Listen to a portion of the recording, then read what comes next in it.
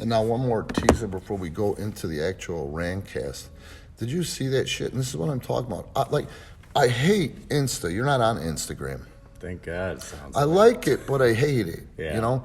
What I hate about it is, like, I don't know what happens. Like, if I even click on one guy's wrestling thing, again, it's the Randcast, and it's the 20, whatever. It doesn't 24th. make a fuck. Yeah.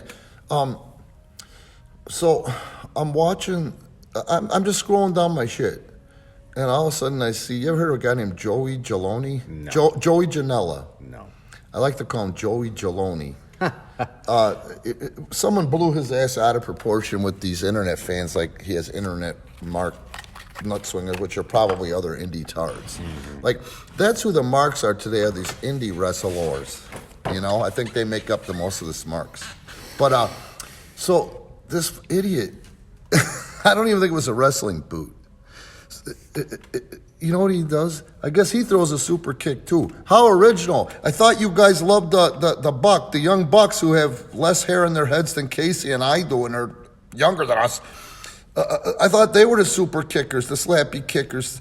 So how does Joey Janela get away with doing the slappy kick? How does Joey Janela even pop up? Because I know he was part of that Me Too movement. This motherfucker loads up his fucking Atomics karate shoe or boxing shoe with lighter fluid. And then he lights it to super kick a guy. That's the fucking finish. Only thing is, now this motherfucker's on fire and so's the canvas. God. Can you believe that? Isn't that a disqualification? I don't know. He got the kickoff but never went for the pinfall. Someone had to run out and give the referee some water, and they barely got his foot out. How long did it take him to cover him? He never went for the cover.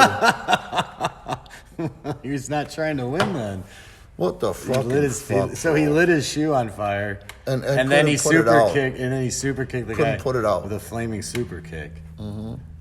Man, he had to have some fucking burns. I don't care how many socks or whatever. He had to have some degree burns on that stupid fucking foot. But this is what we're talking about. This is what these people look up to and idolize. That was cool, man. He left it all out there for us. The love of the businessman. Those aren't people that look up to that. I don't want to associate myself with. God in heaven. And they're other indie wrestlers mostly, you know. Then I did see something that, and I don't want to do this. Do you think that? Well, I'll close with this. But anyway, Bischoff and Punk are in a fight on the internet. I heard some rumblings about it, but I don't know the specifics. Did you read it? Did you look into it? Again, I can't help it, man. It floods. Now that one floods my fucking Facebook. And here's where the problem lies. I know Eric Bischoff. I was there the first time Eric Bischoff actually took control of a TV for AWA for Vern Gagne. He was only there because he was like interning for Vern because Vern wasn't paying anybody to do anything. He didn't care anymore. So his first attempt at creative, because they couldn't draw a crowd, was crowdless tapings, and there's supposed to be this goofy tournament. I forget what the fuck you call it. So you had 2 security guards in the studio on each side of the ring to keep fans or anybody from coming out. That was his first attempt at creative, you know.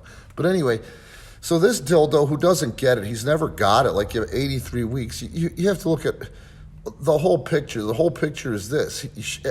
If you gave me unlimited motherfucking checkbook, I will outdraw any television show with cheap shit. But there's no longevity. And at the end of the day, they looked at it after the 83 weeks and said, hey, wait a minute, man.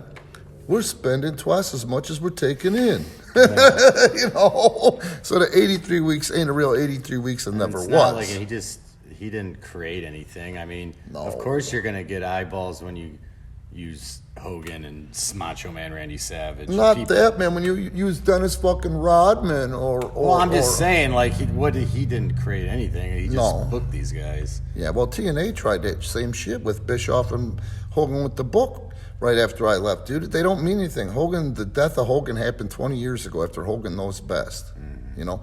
But if you're on Jay Leno and you have a match where you put Jay Leno in when he's the number 1 late night guy, you're going to garner attention. But it's the wrong attention. You know what I'm saying? Football players and all that shit, just ugh. But anyway, so here's the proof in the pudding to what I'm talking about.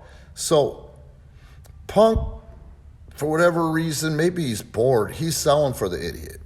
Yeah. You know? But the idiot Bischoff, Mr. 83 Weeks, he just made some sort of fucking blanket statement about the fact that this was the stupidest investment you could ever put in an athlete and all that shit, you know? And that just shows you that this fucking tart doesn't know what he's talking about, Bischoff. It's the way he's being used. Mm-hmm. And if you go back in our podcast, we told you this is what was going to happen. You know? Even Punk, even Phil Brooks, as good as he is, can't agent himself. It's too much. Yeah. Help me figure out where we're going, and I will figure out the best way to get there. And that's what Punk did. Well, now they buried him. Nobody gives a fuck about him. Nobody gives a fuck about What did Punk say to Bischoff? I don't know, man. He's selling for the guy. Just, you know, he's not really saying anything that smart. He's just saying old this, old that, which is cheap shit too. But, you know, I don't think he's like overselling it, obsessing, or thinking about it. I just think when someone asks him and he's in an interview or whatever the fuck. Asked him about it. Yeah, or he says something, but I don't really think he cares. But that's just ridiculousness. Yeah. You know? So this is what's out there. I mean, I don't know how the hell you guys find us. I appreciate the shit out of you liking and subscribing and viewing on YouTube. We appreciate your support on Patreon. That's what we're doing this for. Please support us on Patreon. Stream the podcast every week, which we're going to do next. In the long version will be commercial-free, ad-free on Patreon. On YouTube, please like, subscribe, hit the notification bell. And what I want to say before we go is, and this is what I want to do, is talk about a whole plethora of things, not just the same things that everybody else is talking about, because it sucks. It just sucks, man. It's beating a dead horse. At the end of the day, nothing that's happening in wrestling right now, even for Vince, is that goddamn hot that everybody should be talking about it. And if you've got 1,000 podcasts out there talking about the same shit, who gives a fuck? You know, if everybody knew so much, why haven't they ever fucking written anything that's drawn any money? Mm-hmm. You know what I mean? All right, subscribe, like, and I want to say I don't want to come across as too... here's what these internet fans, and really they're indie wrestlers, would call us. Oh, they're just too burned out, grumpy old never-have-beens. You know, and these guys, oh, man. Like, Eric Freedom, when I first met him, there was like this little clan of idiots like him. Eric had some athleticism, but that motherfucker is a fatty. He's a fat tart. He was a fat tart in training when I met him. Then, like, when you go back down, like, I figured at the time they were gay for the fact that I worked for Memphis and World Class, you know, at the time. But that wasn't it at all, you know, because here they are around 10 years and they might have had another 100 matches in 10 years. And all of a sudden they think they're a fucking veteran. Where does that come from? It's supposed to be the level of experience. Am I lying? No, you're right. All right, hit us up on Patreon. Like, subscribe, and hit the notification bell. And now one more teaser.